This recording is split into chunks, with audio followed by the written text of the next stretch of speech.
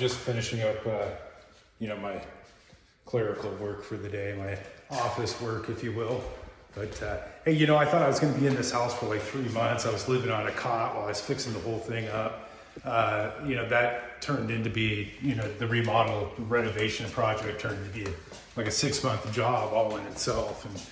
And now, with the real estate market's kind of funny, but no longer am I living in the living room on a cot in a construction house. I've now moved my cot into the master bedroom. So that's nice. You can see my fancy blinds on the back window, but really this is what I do. I live a real minimalist and free life. I, have everything I need to work on the go. I had a studio back in the Pacific Northwest. I'm in Texas now, but literally, this is my office, and that's my office chair, and you really don't need much, and I've come to realize that, which is kind of funny, because we think we need all this stuff in our life. But anyway, so I do get these houses. I buy these houses, and then I stay in them and fix them up and then resell them. So this one is pending sale right now. We're just waiting on the buyer and for the house to close. So I've got to find a new house. So, pretty much what I do all the day. Of course, a few of you have seen my videos about, this whole Hard Knock State home renovation project. But, not too many, people kind of wonder, who I am and what's going on. So this is what it is. Literally, it's kind of funny to think that it could be this simple, but your life can't be this simple. Real. I eat really simple foods. I don't eat complex foods. I buy my just what I need to eat every single day, come home and fix it up. I don't have a fridge, as you can see. There's no fridge there. So that has made, the first couple months made things challenging, but honestly, I kind of like this lifestyle. It's really, really simple. I've lost a ton of weight. I have energy like I've never had before, and I feel great. I feel better than I did when I was 25 years old. And that's absolutely no joke. So what's going on here is now I got to look for another house. The next Hard Knock State home renovation project. That one, I've got a couple of houses in mind. And so I was thinking, hey, let's just go take a look at them and let's talk a little bit. So it's not that I don't, have things. I actually had, what I did was in my last house when I was raising my kids, you see, we had bought a bunch of houses, a few houses, and this is what we would do is we would fix them up, and then we would just turn around and, sell them and move up to a better neighborhood, a little nicer house, and that kind of thing. And so I got pretty used to doing this. My kids didn't move around too much. I lived in one house for about 10 years, and that was my first house. And during the Great Recession, we tried to sell it, and got kind of had to put everything on pause, which what you got to do, sometimes. But so this is my office, and like I said, I have a bunch of stuff. It's in like literally a 2-garage storage unit up in Washington State. Got a 3-bedroom house shoved in there, plus a studio. Not just a video recording, but also an audio recording, and so this makes it a little different. But there is a next step after this house, and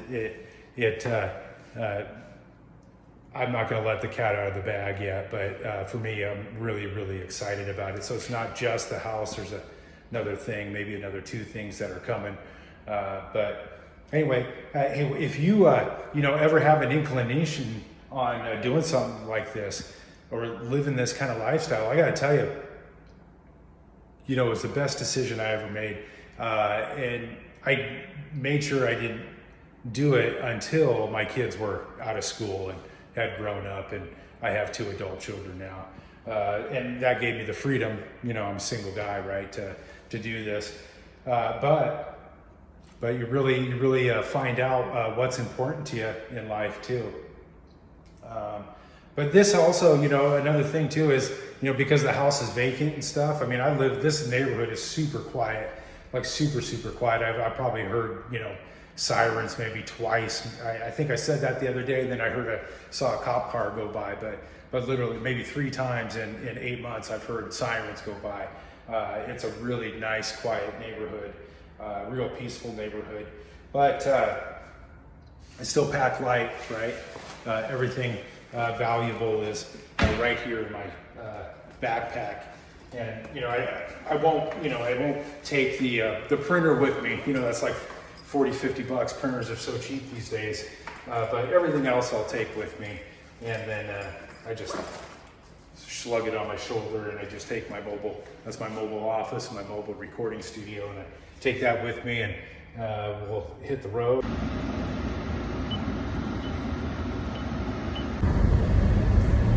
All right, so we got the address in the GPS, and we're headed on out. Now, this first place is on the other side of the city, but these freeway systems here in San Antonio are really efficient.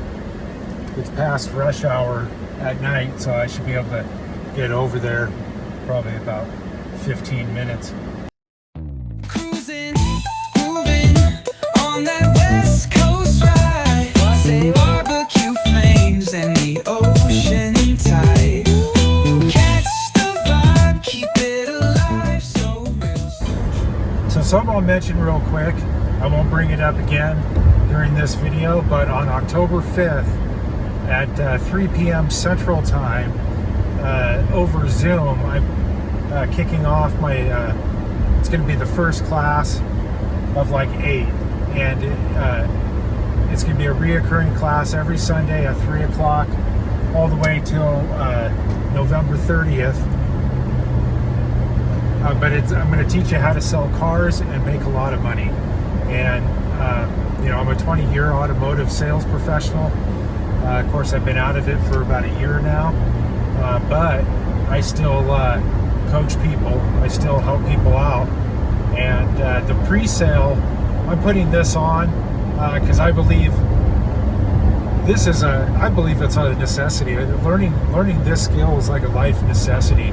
And what I do with real estate today, even though I use an agent, I'm still the one, essentially, I'm desking that deal. If you're in cars now and you understand that terminology, I'm the one who's desking the deal, right? But the negotiation stays the same no matter whether it's real estate, cars, boats, RVs, no matter what it is, right? And so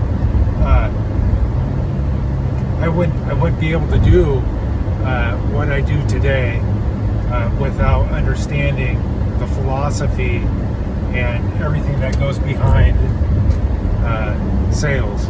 And it's something I understand like the back of my hand. It's something I've trained a lot of people in dealerships how to be successful on selling cars, and it's something I'm going to teach you. So the pre-sale's $35. Regular price, like as we get closer, like a week or two before class kicks off, I'm going to raise the price up to $95. It's live, it's over Zoom. You just 1 hour a week, do it right from the comfort of your home, and Monday you go back to your regular job. Who knows? Maybe you want to do this because you want to get into retail commission sales, and you want to be able to start your career off on the right foot and be successful right from the beginning. Because I'll literally teach you the ins and outs of an entire automotive dealership. So $35. Go to my bio. You can probably check the comments. There'll probably be a link in the comments for the class. But back to real estate. So now what I do, like almost a year ago, I made this video of, I was driving around. I made a bunch of 2-part videos, long form videos, way longer than what they should have been, on picking out real estate and kind of what I look for. Essentially what I'm looking for, and here's the key I'm going to tell you, is you look for the best house, the worst house in the best neighborhood you can afford. So the worst house in the best neighborhood you can afford. I don't care if you're using a mortgage on going that route or if you're doing cash. But that right there, by doing that, you can shop off the MLS. I know there's a lot of people that say, hey, no, don't use the MLS for buying houses. I've always used the MLS. I've never had any problem, and I buy right, and I cross all my I's, or dot all my I's and cross all my T's. I'm making sure I'm getting a good buy. I'm making sure I'm buying right, not just getting a good buy, because I don't really care about finding a good buy. I find about buying right, because I have to calculate the reconditioning into it. So if I could buy and I can calculate the reconditioning of my cost into it to where I still have my profit margin when I go to sell that, because I'm going to sell that at market value.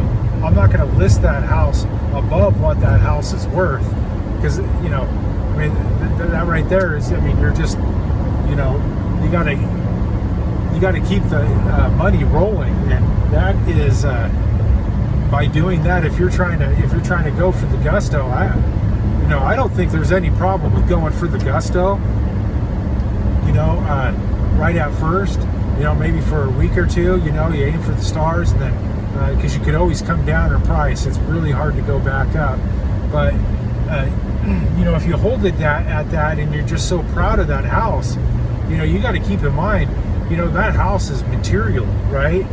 And you have really, your only emotional attachment is the satisfaction of you doing a job well done and fixing that house up. Other than that, it's not like you're building memories there, which, if it's your family house, you built memories, you've lived there for 20 years. I think that's the problem, where these houses stay on the market for quite a long period of time, and then they, and then you see them on there for like a year, and no one's buying them, because they're so proud of them, All right, just got off the freeway here, and I'm liking this neighborhood. I'm on the completely opposite side of town from where I live, or what I've known for the past, 8 months. This is just, it's clean over here. Pulling in, I drove by a bunch of like newer build housing complexes, which is a really good thing. So I'm getting really close to this house. So sun's going down, which is perfect. I like looking at houses in the dusk. All right, getting really close here. Make a right-hand turn at about 0.2 miles. The different part of the country where you're from is really funny as far as the speed of what I call the hustle and bustle. I call it the hustle and bustle, and different states have a different hustle and bustle, if you will, and Texas is a little different. Washington is really, it's a really passive aggressive kind of attitude type place, but it moves really fast, except on the roads. The roads are pretty, you're 60 miles an hour on most of the highways, but for the most part, unless somebody's got a wild hair up there, keister there, it's moving pretty decent. Here in Texas, shoot, you're doing 70, you're getting past, and they, on the straightaways and on regular roads, I've noticed they drive extremely fast, and the hustle and bustle moves. But when it comes time to making turns, like a free right-hand turn or making a left-hand turn, they take their time. So I gotta believe there's a lot of relaxation and a lot of kind of kickback mentality here in Texas. That kind of makes me believe there's quite a bit of that in there, but the new age that's moving into the city is forcing the speediness of society. Such is life, A lot of frozen custard shops around, I've noticed. I think that frozen custard's a big thing here in Texas. I've never had a frozen custard. All right, pulling up in the neighborhood here. I like this neighborhood already. It's kind of similar to the neighborhood I'm in now. These houses just look a tad bigger and a tad newer. I also love a neighborhood with speed bumps, and when you see that, you know, traffic isn't going to be flying through here, especially big speed bumps. I like neighborhoods with big speed bumps. I picked up on something when I grew up in Bellevue, Washington, and was watching, you know, always, you know, as an adolescent, I'd have my eye on the police officers, you know, and yeah, I don't know if that's a good thing to say or a bad thing, but I noticed one thing that separated Bellevue from all the other police departments out there was that they had a really firm grip on their traffic.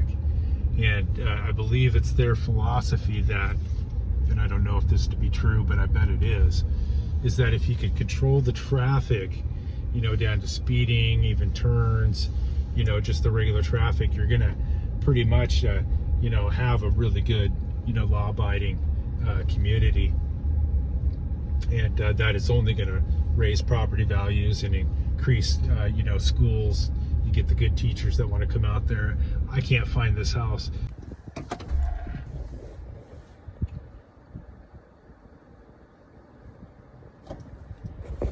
Okay, I'm satisfied with this neighborhood. I like it. This is the neighborhood that I want to be in. So this house that we just looked at, this is my first choice right here. Now I'm going to pull over somewhere safe. I'll put in the coordinates for the next house, and we'll go check that out. The second house I'm looking at, that's my second pick. Although that house appears to be in better condition than that house I just looked at, but this is definitely a winner for me. And now we just have to cross our fingers. We don't have a sinking foundation, because that's the issue out here, you know, in San Antonio, because of all the clay in the soil. So let's get this done here. I'm gonna pull over, throw in those coordinates. I looked at a house out here last year. Bunch of houses out here. So I know this is a good area. So I thought they were all gone, but it looks like there's still one left.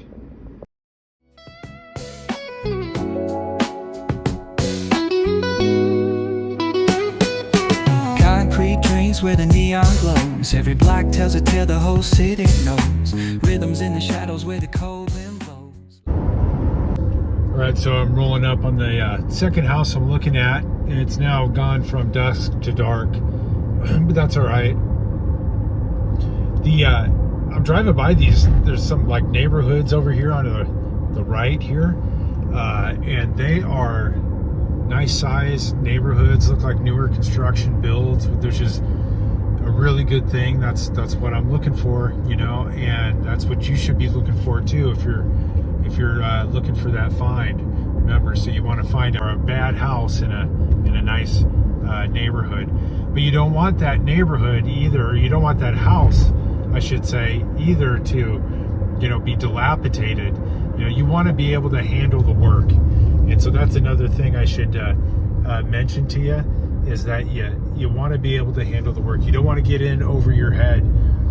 I see a lot of flippers put their houses back up on the market halfway done because they took on a job that was above their budget.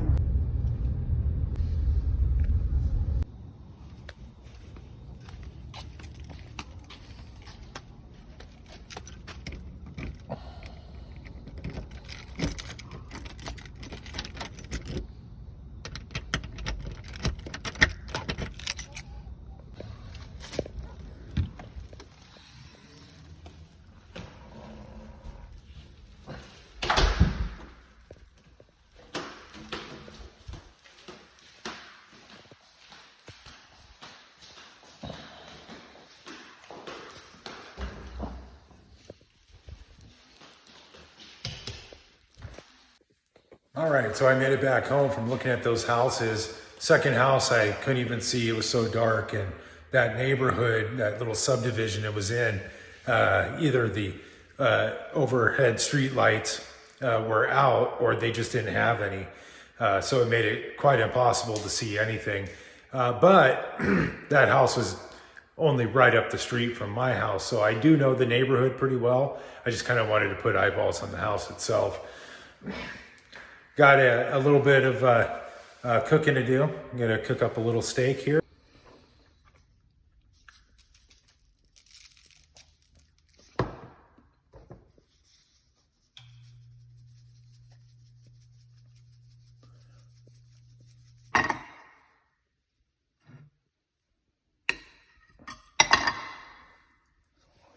It's been a good day. Got a nice little roast there and some cheese. And that's dinner. And pretty simple, but that's how it is.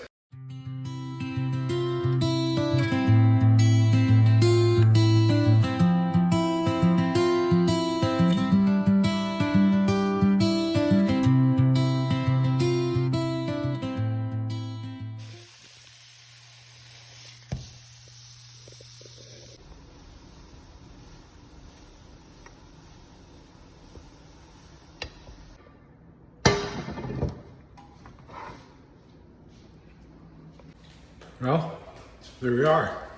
Dinner served.